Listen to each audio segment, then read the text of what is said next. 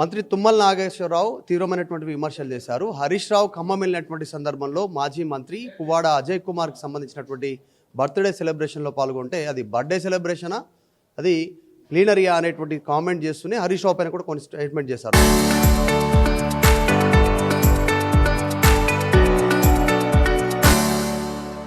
మాట్లాడదాం. పువ్వాడ అజయ్ కుమార్ గారు ఉన్నారు.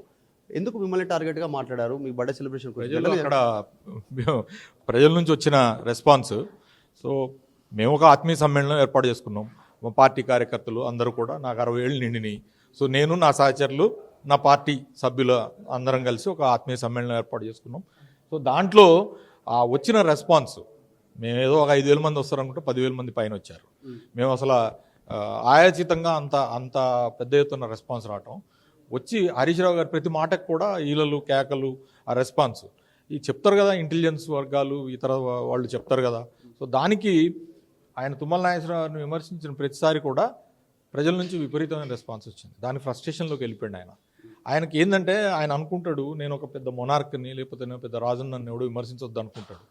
పరిపాలన చేసేటప్పుడు పరిపాలనలో తప్పులు ఉంటే నువ్వు ఎంత పెద్దోడు అయినా సరే నువ్వు వైఫల్యాలకి బాధ్యత నువ్వే వహించాలి. నిన్నే ప్రశ్నిస్తారు, నిన్నే క్రిటిసైజ్ చేస్తారు. ఇక మనం అట్లా కాదని చెప్పి ప్రతోడిని మనం నోరుంది కదా అని చెప్పి పెద్ద పెద్ద మాటలు మాట్లాడదామంటే సహించరు.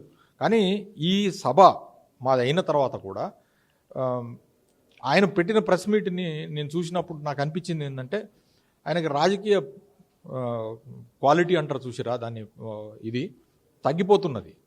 హరీష్ రావు గారిని అంత పర్సనల్గా అటాక్ చేసుడు, లేకపోతే నా గురించి మాట్లాడు, సరే నేను రాజకీయంగా నేను ప్రత్యర్థిని అక్కడ, ఓకే, నువ్వు ఏదైతే మాట్లాడుతున్నావో అవన్నీ కూడా చూస్తూనే ఉన్నారు, ప్రజలు చూస్తూనే ఉన్నారు.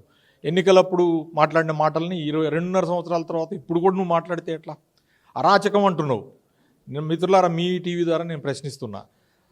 4 మాజీ మంత్రులు ఎమ్మెల్యేలుగా ఉండి హరీష్ రావు గారి కారులో జగదీశ్వర్ రెడ్డి గారు, హరీష్ రావు గారు, సబితా ఇంద్రారెడ్డి గారు, పాడి కౌశిక్ రెడ్డి గారు, నేను 4 మాజీ మంత్రులు ఉన్నప్పుడు వరద బాధితులను పరామర్శించడానికి వచ్చినప్పుడు తుమ్మల నాగేశ్వరరావు గారి మనుషులు ఆ కార్ల మీద అటాక్ చేసి ఇంత బండలేసి ఇచ్చేస్తే, దాడి చేస్తే పోలీస్ కేసు కూడా రిజిస్టర్ చేయలే. ఈయన ఒత్తిడితోని మా సిపి. అరాచకం ఎవరిది? మీదా మాదా? మేము చేసినప్పుడు ఒక్కడి మీదన్నా సరే ఒక దాడి కానీ, లేకపోతే ఒకటి జోలికి వెళ్ళటం కానీ ఉందా? 800 మంది పేదలు పొట్టగొట్టడానికి ఒక్క రోజు పట్టింది మీకు. వెలుగుమట్లలో మీరంతా చూశారు, ఒక గాజాను సృష్టించారు. మేము చేసినామా? మా హయాంలో ఒక్క పేదవాడి గుడిసె జోలికి వెళ్ళినామా? ఇవాళ ఖమ్మంలో నీ అనుయాయులు, అనుచరులు, నీ కొడుకుకు సంబంధించిన అనుయాయులు ఖమ్మంలో చేసే సెటిల్మెంట్లు, లేకపోతే పోలీసు వాళ్ళని అడ్డం పెట్టుకొని ప్రతివాడిని బెదిరిస్తున్నది అందరికీ తెలీదా? ఎవరి హయాంలో ఏం జరిగిందనేది అందరికీ తెలుసు. కాబట్టి నువ్వేదో నోరుంది కదా, వయసు ఉంది కదా అని చెప్పి ఇష్టం వచ్చినట్టు మాట్లాడితే మాత్రం ఖబర్దార్.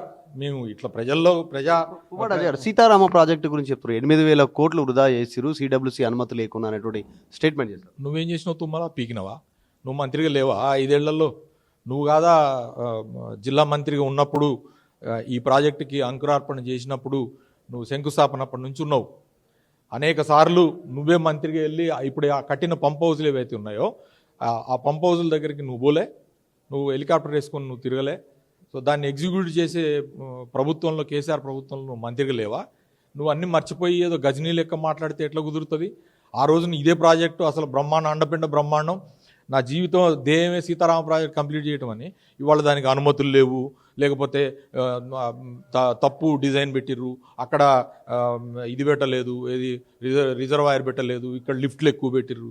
అరే నువ్వు నిజంగా చెప్తున్నా, 40 ఏళ్ల రాజకీయ జీవితంలో కేసీఆర్ ఆలోచించినట్టు ఖమ్మం జిల్లా కోసం నువ్వు ఆలోచించినావు. ఆలోచిస్తే ఒక ప్రాజెక్ట్ అన్నా కట్టగలిగి ఉండేవాడు. తెలుగుదేశం హయాంలో, ఎన్టీ రావు హయాంలో, చంద్రబాబు నాయుడు హయాంలో, కేసీఆర్ హయాంలో, ఇప్పుడు రేవంత్ రెడ్డి హయాంలో, ఈ 4 హయాంలో నువ్వు 4 సార్లు అవకాశవాదంగా 3 పార్టీలు మారినవి. సీతారామ ప్రాజెక్టు లాంటి ప్రాజెక్టు నువ్వు డిజైన్ చేయగలుగుతావా?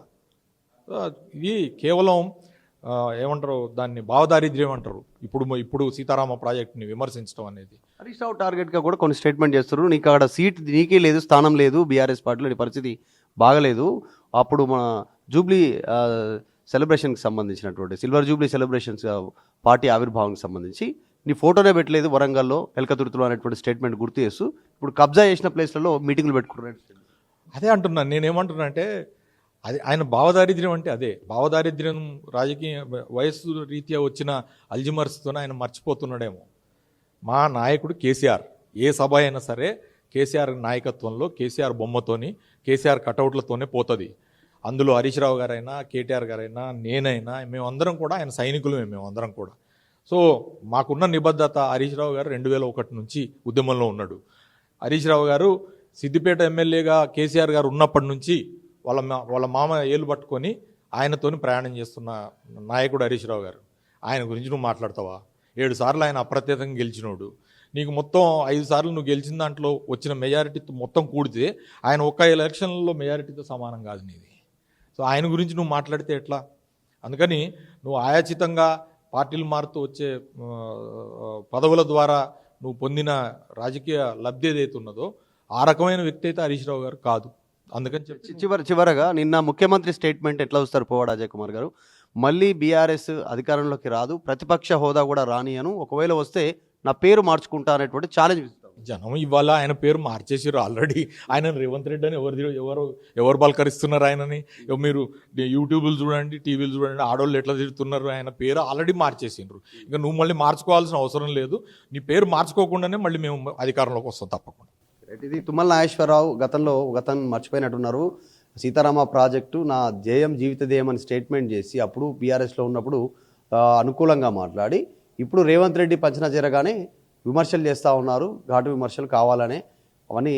మొన్న నా బర్త్డే సందర్భంగా హరీష్ రావు వచ్చిన సందర్భంలో అక్కడ కేరింతలు జనాల్లో వచ్చినటువంటి ఒక ఉత్సాహం చూసి ఈ రకమైన విమర్శలు చేస్తూ ఉన్నారనేటువంటి స్టేట్మెంట్ చేస్తూ ఉన్నారు. వీడియో జర్నలిస్ట్ వేణుతో మధు మల్కేడ్కర్, హైదరాబాద్.